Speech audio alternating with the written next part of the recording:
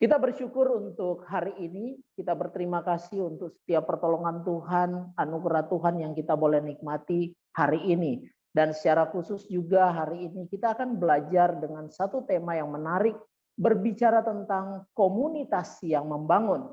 Kita akan membuka Alkitab kita, di dalam Kejadian pasal yang ke-11 akan menjadi perenungan kita. Kita akan membaca di dalam kitab Kejadian pasal yang 11 ayat yang pertama sampai ayat yang ke-6. Kejadian pasal yang ke-11 ayat yang pertama sampai ayat yang ke-6 akan menjadi pokok perenungan kita. Demikian firman Tuhan. Pada waktu itu seluruh dunia berbicara dengan satu bahasa dan satu logat yang sama. Kemudian ketika mereka mulai pindah ke timur, mereka menemukan dataran di tanah Sinear dan menetap di sana. Kata mereka berkata satu sama lain, marilah kita membuat batu bata dengan membakarnya baik-baik. Maka mereka memakai bata-bata itu sebagai batu dan aspal sebagai perekatnya. Kemudian mereka berkata, mari kita membangun kota bagi kita sendiri dan menara yang puncaknya sampai ke langit. Dan marilah kita mencari nama bagi diri kita sendiri, supaya kita jangan tercerai-berai ke seluruh muka bumi. Akan tetapi turunlah Tuhan untuk melihat kota dan menara itu. Kata Tuhan, lihatlah, mereka ini satu bangsa dan mereka semua memakai bahasa yang sama. Dan ini hanyalah permulaan dari apa yang dapat mereka lakukan.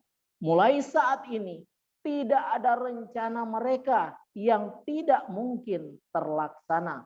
Demikian jauh pembacaan firman Tuhan, dan yang berbahagia adalah setiap kita yang selalu merenungkan kebenaran firman Tuhan dan melakukannya di dalam kehidupan kita.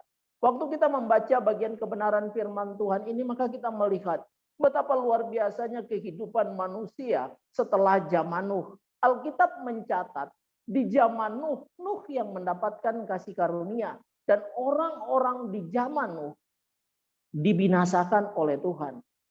Tetapi kita juga melihat di sisi yang lain, keturunan Nuh justru juga digambarkan oleh Alkitab sebagai manusia yang tidak pernah jauh dari kesalahan, sebagai manusia yang tidak pernah luput dari dosa mereka. Bahkan di dalam bagian yang kita barusan baca, bagaimana keturunan Nuh merupakan komunitas yang luar biasa. Komunitas orang-orang berdosa yang hebat dan luar biasa. Bahkan Tuhan sendiri mengatakan dalam bagian ini bahwa ini baru hal pertama yang mereka lakukan. Tuhan sendiri yang berkata, mulai saat ini apapun yang mereka rencanakan sebagai komunitas manusia yang ada pada waktu itu, dikatakan oleh Tuhan, apapun yang mereka rencanakan, tidak ada yang tidak mungkin, semua bisa terlaksana. Apa yang mendasari sehingga hal ini Tuhan sampaikan melalui kitab Kejadian? Maka kita menemukan yang pertama digambarkan sebagai manusia, khususnya dalam kitab Kejadian pasal yang ke-11 yang menjadi keturunan dari Nuh, digambarkan bagaimana manusia itu satu bahasa. Sebuah komunitas mempunyai kesehatian, mempunyai perkataan yang sama, dan komunitas yang dibangun adalah komunitas di mana mereka kemana-mana mereka bersama. Maka ini menjadi penting buat kita ketika berbicara tentang komunitas yang membangun, bagaimana sekelompok orang yang saling berbagi, saling mendukung untuk tujuan bersama. Maka kitab Kejadian pasal yang ke-11 ini memberikan gambaran yang luar biasa tentang manusia itu sendiri. Maka dikatakan, kemana-mana mereka selalu bersama. Bahkan ketika mereka berencana untuk membuat menara, mereka membakar batu bata bersama-sama. Dan mereka membangun kota bersama, menyiapkan bendera bersama. Mereka selalu bersama untuk tujuan yang sama. Maka kita melihat, ternyata komunitas yang membangun tidak hanya kita lihat dari komunitas yang katanya manusia rohani. Tetapi manusia-manusia yang berdosa punya komunitas juga yang luar biasa. Bahkan Alkitab mengungkapkan betapa luar biasanya komunitas pada waktu itu. Kehidupan manusia yang terarah kepada diri mereka sendiri, kehidupan manusia yang terarah kepada kepuasan diri, justru diungkapkan mereka berhasil di sana. Maka dari sini kita melihat, waktu melihat Kejadian pasal yang ke-11, maka kita menemukan keberhasilan mereka diakhiri dengan hukuman Tuhan mengacaukan mereka. Sekarang kita melihat kepada kehidupan manusia yang sudah berdosa, yang hancur, tetapi memiliki visi misi yang luar biasa. Maka ketidakmampuan manusia untuk membangun kehidupan yang mengarah kepada Sang Kuasa, maka kita melihat kasih Allah yang besar hadir dalam dunia untuk kita yang berdosa. Maka ketika kita juga membaca di dalam kitab Kisah Para Rasul, dijelaskan di dalam pasal 2 ayat 42 sampai ayat 47. Seperti apa kehidupan orang yang percaya pada waktu itu. Di abad pertama bagaimana kehidupan gereja digambarkan. Bagaimana kehidupan orang percaya dikisahkan. Ternyata manusia yang berdosa ketika Kristus hadir memperbaharui kehidupan manusia. Kita menemukan ada komunitas orang percaya yang luar biasa. Ada komunitas orang percaya yang patut kita contohi. Di mana dikatakan bahwa mereka itu sebagai orang-orang yang menerima Yesus sebagai Tuhan dan Juru Selamat. Mereka bertekun dalam pengajaran para rasul. Maka di sini kita melihat bersama bertumbuh dalam firman Tuhan. Jadi komunitas orang percaya digambarkan mereka bersama, mereka bertumbuh dalam firman Tuhan. Maka kalau kita menjadi percaya kepada Tuhan sebagai komunitas orang yang percaya, tapi kita tidak bertumbuh di dalam pengenalan akan Tuhan, omong kosong kita sebagai orang percaya. Komunitas orang percaya adalah komunitas yang bertumbuh di dalam kebenaran firman Tuhan. Jangan sampai kita sama-sama belajar firman Tuhan, kita sama-sama berbicara firman Tuhan, kita sama-sama duduk mendengarkan firman Tuhan. Tetapi saat yang bersamaan, kita juga menunjukkan kehidupan seperti yang ditampilkan oleh keturunan Nuh di dalam Kejadian pasal yang ke-11. Mereka bersama untuk kemuliaan diri mereka, bukan bersama untuk kemuliaan Tuhan. Hati-hati buat kita dalam kehidupan kita sebagai orang yang percaya. Kemudian di dalam kitab Kisah Para Rasul digambarkan bagaimana komunitas orang yang percaya itu mereka hidup, mereka menunjukkan kepedulian yang nyata. Kepedulian dibangun untuk kebersamaan mereka. Kepedulian yang mereka tunjukkan bukan kata-kata manis yang indah yang didengar orang lain, tapi Alkitab mencatat bukti nyata bahwa mereka melakukan apa yang disebut dengan kepedulian, saling memperhatikan.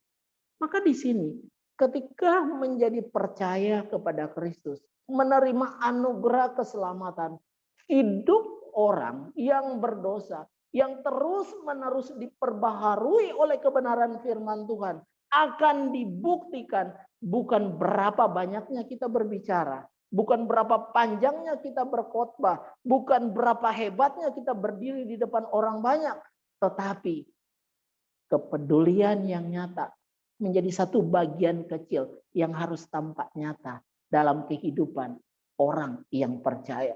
Karena apa? Itulah yang kita bangun sebagai orang percaya. Bagaimana mungkin kita membangun komunitas sebagai orang percaya, tetapi kita tidak peduli dengan orang-orang di sekeliling kita.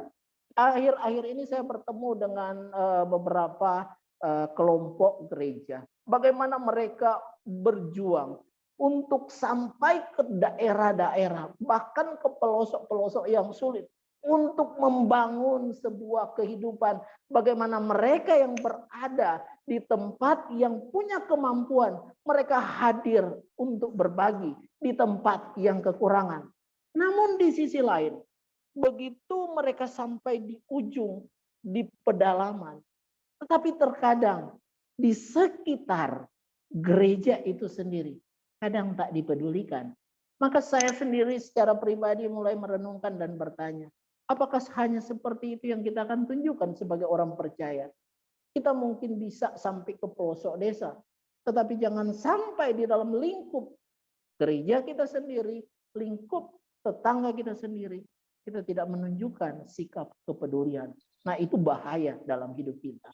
Maka kita harus melihat cermin kebenaran yang ditampilkan oleh jemaat mula-mula. Bagaimana dikatakan?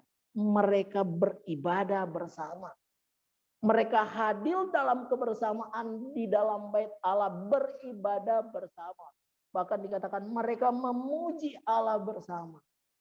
Tapi kalau kita melihat, memang betapa beruntungnya ya zaman awal di abad pertama kehidupan orang percaya.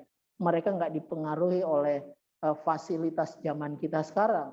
Mereka nggak punya handphone pada waktu itu.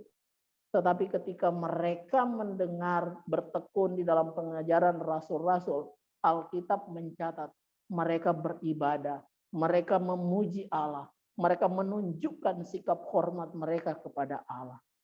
Tetapi di zaman kita sekarang, bukan berarti kita tidak bisa menunjukkan seperti hidup mereka. Tetapi kadang fasilitas yang kita punya begitu mengganggu kita, sehingga ketika ibadah pun tak ada rasa hormat ketika kita beribadah. Bagaimana mungkin kita memuji, memuliakan Tuhan? Bagaimana mungkin kita membangun kehidupan pengenalan kita akan Tuhan? Beribadah pun kita sibuk dengan hal yang lain. Apa yang akan terjadi dengan kehidupan kekristenan di kekinian ketika kita membangun sebuah kehidupan yang lebih baik? Maka sebagai ibu-ibu yang mengasihi Tuhan, mari kita melihat kebenaran firman Tuhan itu.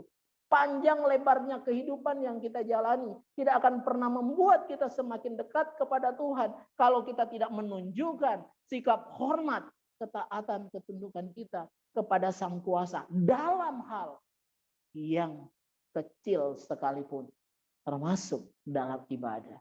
Maka ini menjadi hal penting untuk kita ingat.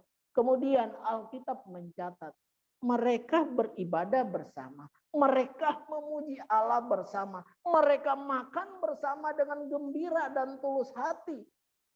Kemudian dikatakan Alkitab mencatat mereka disukai banyak orang. Maka membangun komunitas bukan hanya kelompok kita yang saling menyukai dengan setiap apa yang menjadi program kita. Tetapi bagaimana orang lain juga melihat bahwa komunitas kita sebagai gereja itu nyata bagi mereka. Memang kita nggak bisa mengatur mereka untuk menyukai kita. Kita nggak bisa mengatur seperti itu.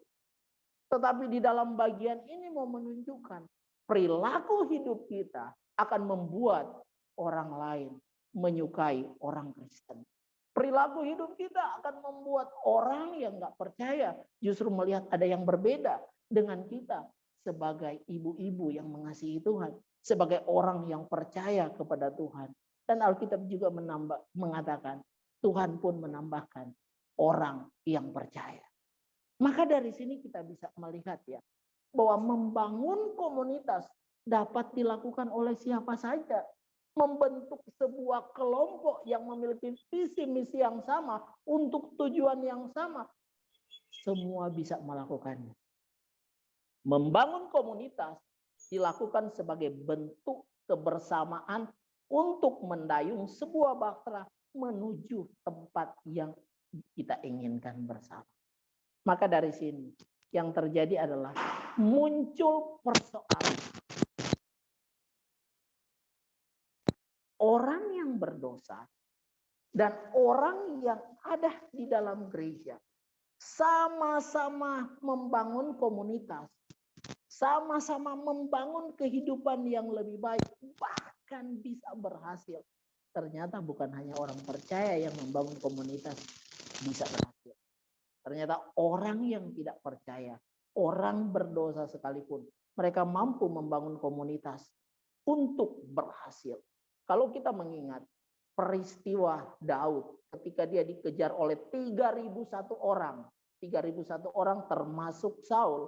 Waktu mengejar Daud bersama-sama dengan 300 orang. 301 bersama dengan Daud. Tetapi komunitas Daud komunitas yang kecil. Komunitas Daud komunitas yang kecil yang di dalamnya orang-orang bermasalah.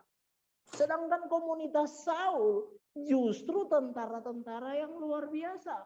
Tetapi kita melihat sama-sama mereka berjalan, sama-sama mereka berjuang, sama-sama mereka ingin mencapai hasil mereka. Tetapi komunitas yang bersama-sama dengan Daud dikatakan, waktu mereka ingin menjahati Saul, ingin membunuh Saul, justru sikap perbuatan dari Daud menunjukkan sebagai orang yang luar biasa. Jangan menyakiti, jangan melukai orang yang kudus yang dipilih oleh Tuhan. Tetapi berbeda dengan komunitas Saul. Mereka mencari untuk membunuh yang namanya Daud. Maka dari sini kita bisa melihat komunitas komunitas orang percaya yang membangun sebuah kehidupan itu harus didasari di dalam roh takut akan Tuhan. Maka kita melihat, kalau kita melihat kepada kehidupan kita saat ini, kalau kita melihat pergumulan kita, perjalanan kita sampai saat ini, adakah kita pernah bertanya dalam diri kita masing-masing, sudahkah kita membangun komunitas dengan benar? Minimal dalam keluarga kita. Dan secara khusus hari ini minimal dalam komunitas ALF ini. Sudahkah kita membangun komunitas Kristen kita dengan benar? Atau jangan sampai malah kita tidak membangunnya, justru sebaliknya. Sudahkah kita membangun kita sebagai ibu-ibu, sudahkah kita bersama hidup takut akan Tuhan, menjalani prinsip-prinsip nilai-nilai kekristenan yang tercantum di dalam firman Tuhan itu? Atau malah sebaliknya, kita sibuk dengan kesibukan kita sendiri, kita sibuk untuk membesarkan kehidupan kita sendiri, kita sibuk dengan apa yang menjadi tujuan kita, tanpa kita peduli apa yang menjadi rencana Tuhan dalam hidup kita. Maka kita melihat ya, ketika saudara-saudara Yusuf yang melihat Yusuf, maka di situ dikatakan dalam keluarga, komunitas yang sederhana itu ada dalam keluarga. Tetapi kita melihat ketika mereka melihat Yusuf datang membawa makanan untuk mereka, justru mereka terlebih dahulu bermufakat untuk menghabisi nyawa Yusuf. Ternyata dalam kehidupan keluarga rencana-rencana itu bisa terjadi. Maka ketika orang mau membangun sebuah kehidupan keluarga di dalam takut akan Tuhan, ternyata enggak mudah. Dibutuhkan kesadaran diri bahwa kita adalah anak-anak Tuhan. Dibutuhkan kesadaran diri untuk kita memandang kepada kehendak dan ketetapan Tuhan. Sudahkah kita bertumbuh bersama untuk lebih baik atau sebaliknya yang terjadi? Saya mengingat bahwa ALF adalah satu komunitas perempuan rohani. ALF adalah satu komunitas yang dibentuk untuk tujuan bersama. Yang pertama, bersama belajar firman Tuhan. Maka kalau ALF saat ini yang ada nggak belajar dengan serius, kita ketinggalan. Pak, kan yang belajar ada Pak Gelen, ada Pak Netson, ada Pak Julius, ada Pak Slamet. Kan mereka lah yang belajar ngajarin kita. Itu dalam aturan organisasi yang dipercayakan kepada kami, itu menjadi tanggung jawab kita. Tetapi pribadi lepas pribadi harus bertekun dalam kebenaran. Pak, mana bisa sih, aku udah tua, usiaku udah lanjut, nggak mampu lagi saya untuk bertekun. Tidak ada yang tidak mampu. Tetapi keseriusan hati kita dilihat oleh Tuhan. Keseriusan hati kita dilihat oleh punya kehidupan. Serius nggak kita menjalani sebuah kehidupan? Yang kedua, bersama berbagi, saling peduli dan saling menolong menjadi tujuan komunitas saat ini. Maka perjalanan ALF, saya mulai mengetahui ALF itu tahun 2008. Kalau sampai sekarang berarti mau masuk 14 tahun. Saya nggak tahu seperti apa kehidupan ALF kurang lebih 14 tahun ini. Perjalanannya naik menuju ke puncak, diam di tempat, atau malah turun tangga. Itu kan menjadi sebuah perenungan kita untuk melihat seperti apa kehidupan ibu-ibu. Apakah kita maju bersama, kita bergandengan bersama, atau kita membicarakan teman kita bersama. Itu kan menjadi pergumulan kita. Dan kita yang tahu seperti apa kita menjalaninya. Kemudian yang berikut, bersama untuk maju dalam hidup yang benar. Maka sebagai kumpulan atau sebagai komunitas perempuan rohani, ibu-ibu yang percaya kepada Tuhan, maka kita bersama maju pada hal yang benar itu. Jangan sampai kita maju bersama ketika beribadah hari Minggu dan hari Kamis, tetapi kita mundur bersama karena kita nggak serius hidup di dalam Tuhan. Ini masalah dalam hidup kita. Kita kadang begitu hebat memproteksi diri kita, memproteksi keluarga kita dengan serangan-serangan virus yang ada. Tetapi kadang kita menjadi lemah untuk memproteksi hidup kita di dalam kehendak dan ketetapan Tuhan. Karena sesungguhnya itu yang paling penting. Jangan sampai kita mengabaikan apa yang menjadi tujuan Tuhan dalam komunitas kita sebagai orang percaya. Jangan sampai kita mengabaikan bahkan menyia-nyiakan apa yang Yesus sudah beri dalam kehidupan kita melalui pengorbanannya bagi kita. Maka ketika kita mau naik tangga memang kadang nggak mudah. Kita mau naik tangga kadang kita berusaha. Tetapi itulah yang harus kita lalui sebagai orang yang percaya. Maka bersama untuk maju, kita harus bergandengan tangan dengan memandang kepada Tuhan itu sendiri. Saat ini komunitas banyak sekali. Komunitas bersepeda. Kalau di Jakarta tuh tampak sekali bersepeda. Kami di Pontianak ini banyak sekali. Tapi sayang, saya nggak bisa naik sepeda. Karena sepedanya lah kekecilan buat saya. Jadi saya komunitas jalan kaki. Waktu Pak Gelen ada di sini, kami sempat jalan kaki bersama, jogging bersama waktu di Pontianak. Dari sini kita melihat bahwa ternyata ketika seseorang membangun komunitas kehidupan sebagai orang yang percaya, ada tuntutan lebih buat kita. Tidak bisa pas-pasan. Kita dituntut lebih. Karena apa? Kita sebagai komunitas itu harus bertumbuh. Bukan hanya dari segi kualitas, kuantitas pun harus nyata di sana.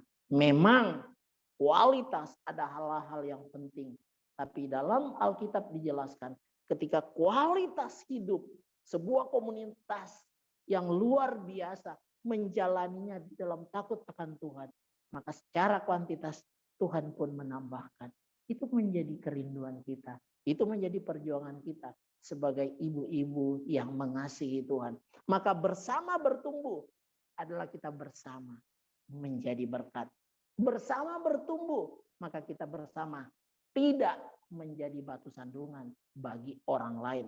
Dengan demikian kita bisa melihat bahwa komunitas orang percaya adalah komunitas yang saling membangun, bukan saling menjatuhkan. Komunitas kita sebagai orang percaya adalah komunitas yang saling mempengaruhi untuk mengarah kepada kebenaran, bukan saling mempengaruhi untuk menjatuhkan teman-teman kita. Enggak bisa seperti itu.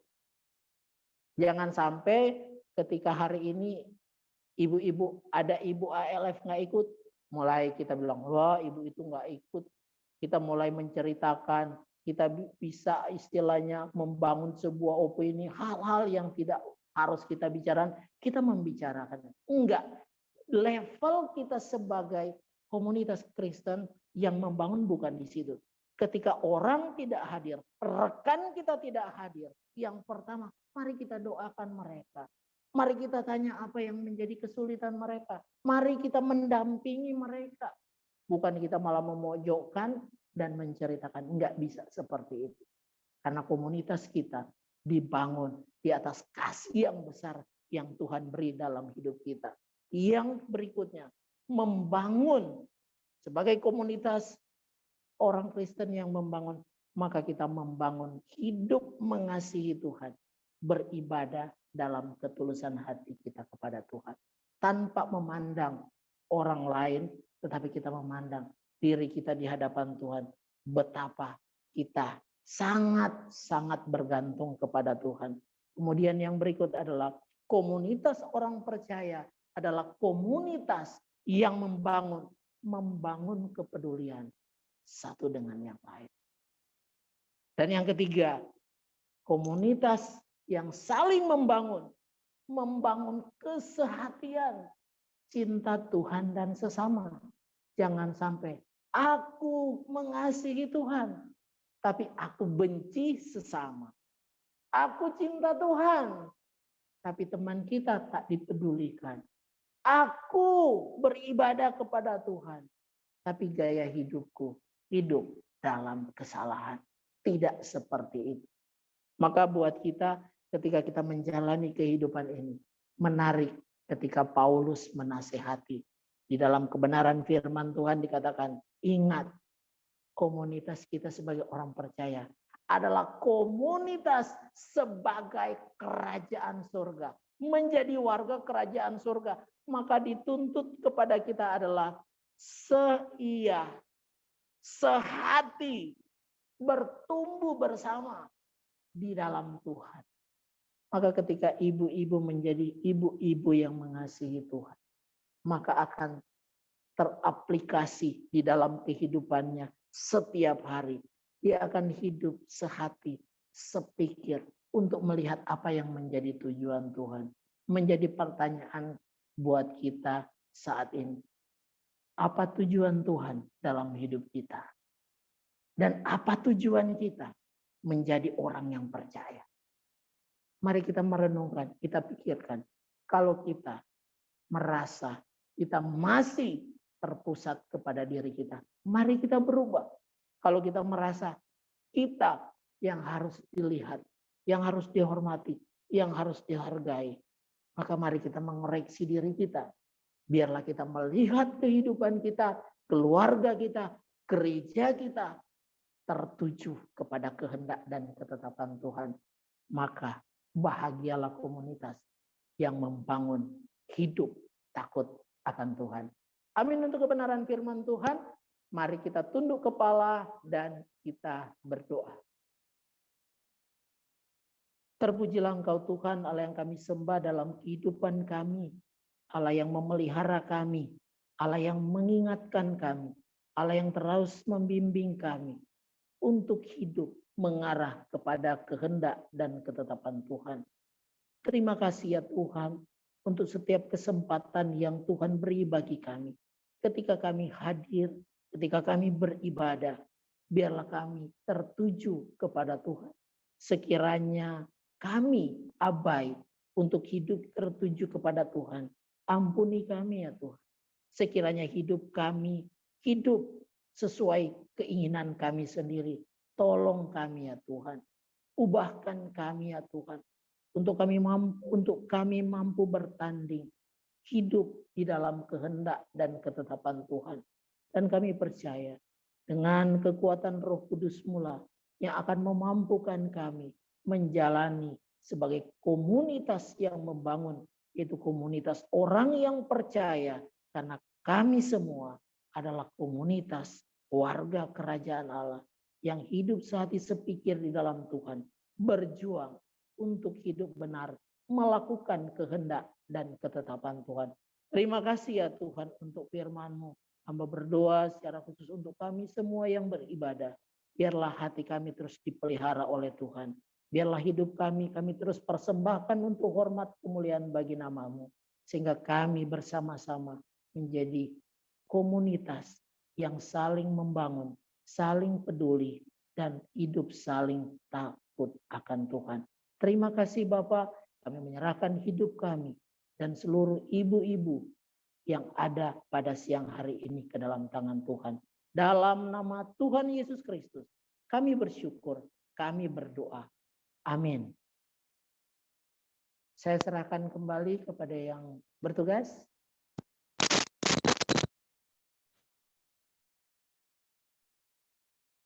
Makasih Pak Julius yang sudah menyampaikan firman Tuhan buat kita siang hari ini. Biarlah kita semua diberkati lewat pemberitaan firman Tuhan. Mungkin ada ibu-ibu yang mau bertanya atau ada yang mau menyampaikan sesuatu, mau berbagi bersama, silakan. Saya persilakan kalau ada yang mau sharing atau apa bersama-sama, silakan.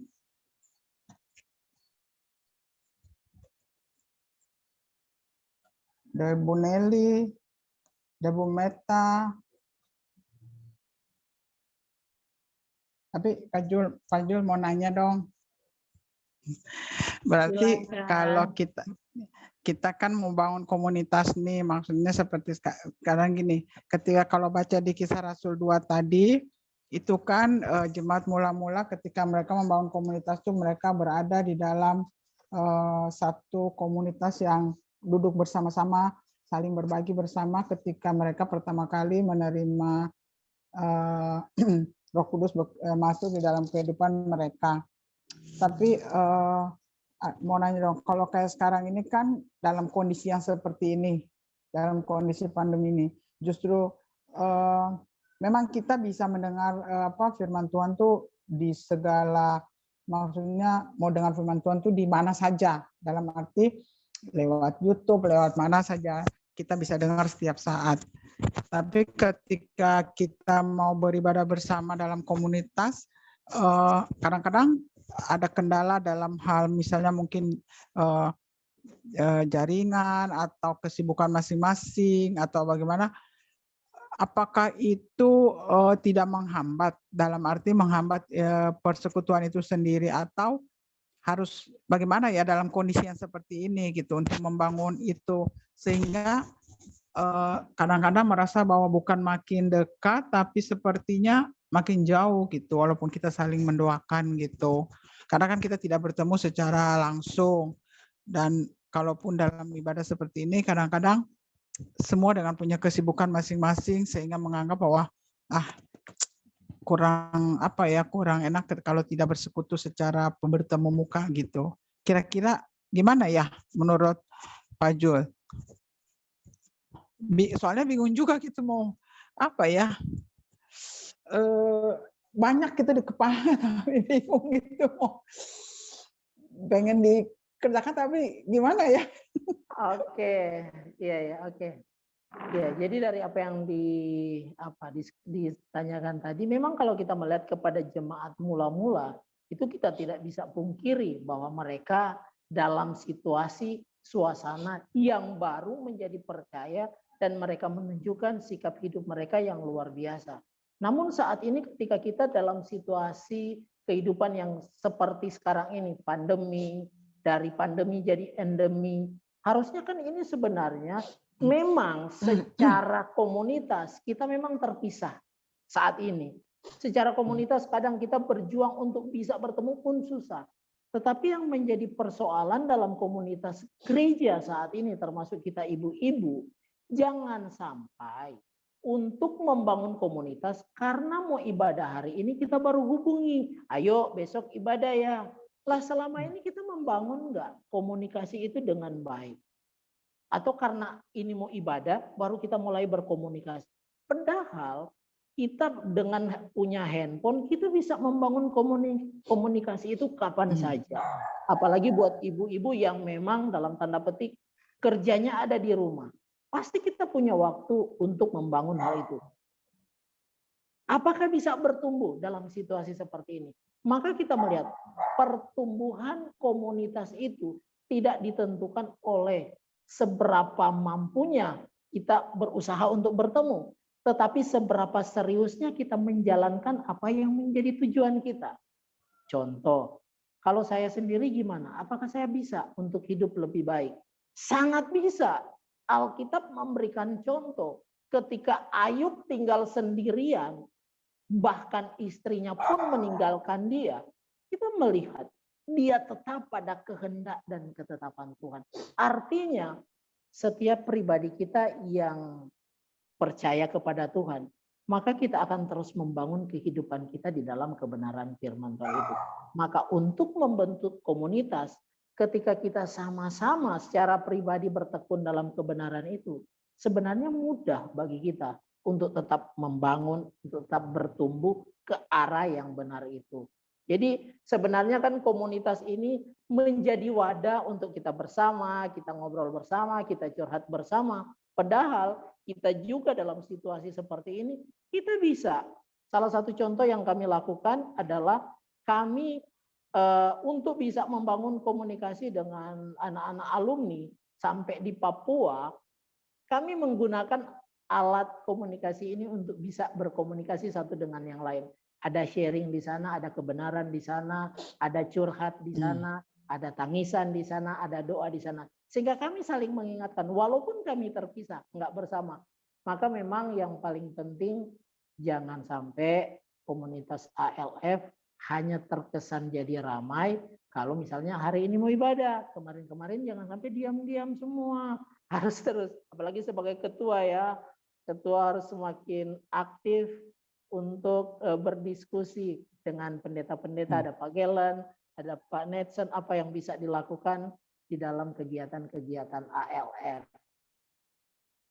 Demikian. Emang apa sih? Memang sih maksud gini, ketika kita mau membangun komunitas, memang kan mesti bagaimana pribadi kita dulu, apa sih membangun pribadi kita dengan Tuhan, hubungan kita dengan Tuhan. Tapi ketika kita mau membangun komunitas juga dengan orang lain, ya aku juga kurang tahu ya, maksudnya dengan masalahnya dengan yang kayak ALF ini kan banyak juga ibu-ibu yang ketika mereka mungkin ada yang Zoom nggak ngerti, atau ada yang aku nggak bisa kalau ikut Zoom, atau pusing kadang-kadang putus atau bagaimana gitu kan. Jadi kadang-kadang juga bingung. Kalau saya sih biasanya bukan pengumuman hari ini aja, tapi sebelumnya kadang-kadang saya suka telepon, suka tanya kabarnya, saya WA satu-satu, bilang ikut ibadah. Itu udah sering, tapi ya kita juga tidak bisa memaksa mereka karena ya mungkin dari segi umur atau memang apa ya, merasa kurang serak atau bagaimana. Tapi ya itulah, kalau saya sih pribadi apapun itu ya ini tetap harus berjalan, komunitas ini tetap berjalan karena ini kan dibangun juga bukan untuk pribadi, tapi ini kan kebersamaan kita dari berbagai gereja. Kalau mau dipikir ya, ALF ini bukan khusus dari GRI, bukan. Beda mungkin kalau memang yang kayak youth atau apa, tapi kalau kayak ALF ini kan dari bermacam-macam, berbagai-bagai gereja, di mana mereka punya gereja masing-masing. Kita juga nggak tahu, ada yang hari Kamis juga punya ibadah. Nah, apalagi sekarang misalnya pakai lewat online ini, mereka juga wah kita hari Kamis juga ada ibadah, ibadah mereka atau gitu, sehingga kita juga nggak bisa memaksa. Atau ada juga yang setelah pandemi ini aku ada punya usaha atau apa begitu. Jadi memang agak sulit sih, tapi ya memang itu kita harus kuat berdoa gitu. Ya hanya doa yang bisa mempersatukan kita gitu. Memang apa ya, agak ruwet juga sih itu di pikiran gitu, untuk pengen kalau setiap Kamis tuh Ramai. kita semua ada gitu di dalam komunitas. Tapi ya itu masing-masing orang dengan punya kesibukan, dengan ini, dengan ono, ada yang sibuk kerja, ada yang ya macam-macam lah. Jadi yang nggak tahu mau mengatakannya juga susah gitu, sudah digumuli juga, tapi ya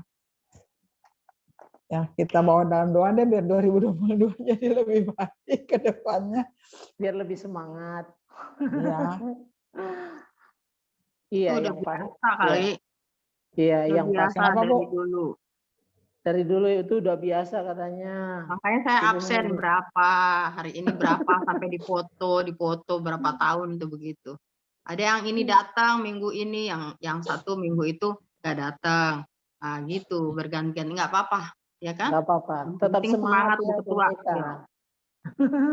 Sama Ibu Ketua yang harus lebih semangat lagi nih.